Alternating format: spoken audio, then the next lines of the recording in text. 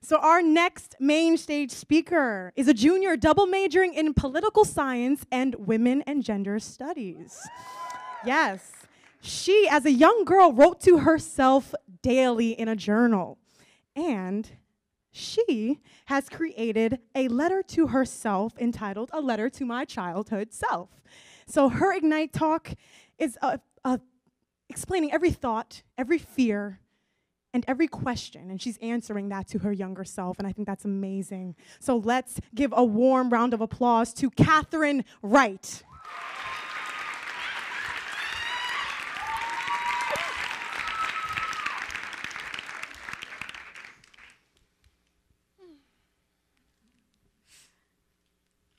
Dear me, it's you from the future.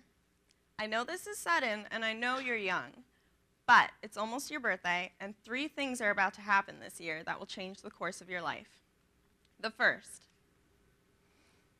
your parents will get a divorce. The second, you'll move from the bustling city of New York to a quiet suburb in New Jersey. And the third, you'll begin to suffer from depression.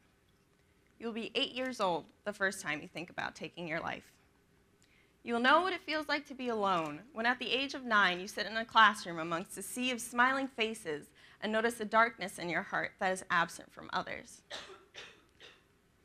And you'll know what it feels like to drown when at age 12 you spend your nights breathless, a fire blooming in your chest from trying to smother your tears into a pillow.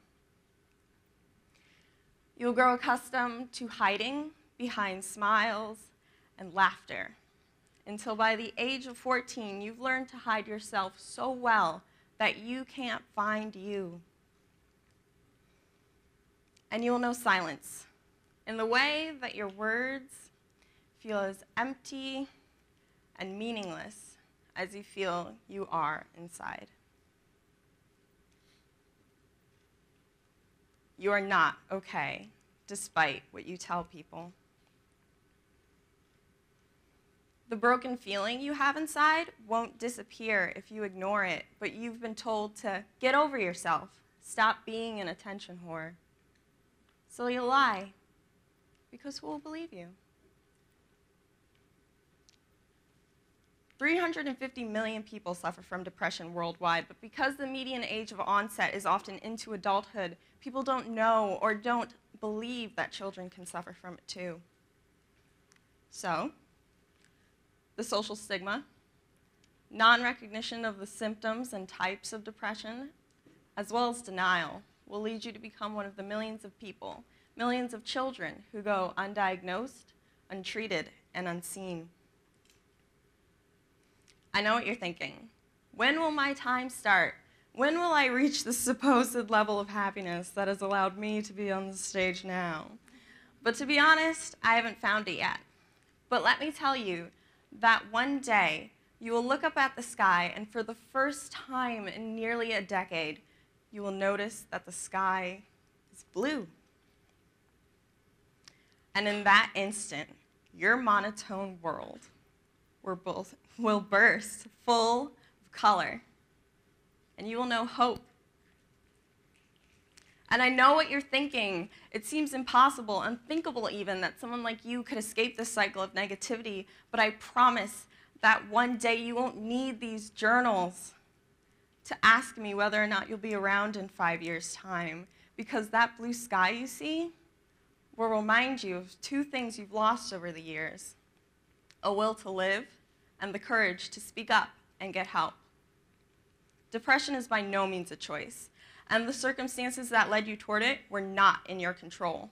But you do have a choice in how you cope with this. So please listen to me and know that first, you are in charge of your own happiness. Don't expect anyone to be able to help you if you aren't willing or ready to help yourself. Self-worth and self-love come from here, not there. Second, don't listen to anyone who tries to downplay your emotions or tell you how you should or shouldn't feel. Your feelings are valid. You are not a burden. And you have no reason to feel ashamed, because it's okay to not be okay.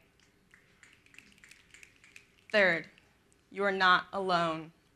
This is by far the hardest and the easiest thing to understand because you know that as part of the 350 million, you can't possibly be the only one who feels this way, but it won't hit you until the moment that someone close to you reaches out, seeking that same understanding that you didn't get, and you'll be able to help them. The journey you're about to take is difficult. And it will be easy to give into your sickness. You'll have moments of unspeakable guilt where you wonder if it's okay for you to want to live after spending so long wishing to die. But hold faith in yourself and know that you can do this. I know because I'm here to tell this to you, and every day I thank you for being brave enough to continue on even when you thought you couldn't. Stay strong, Katherine.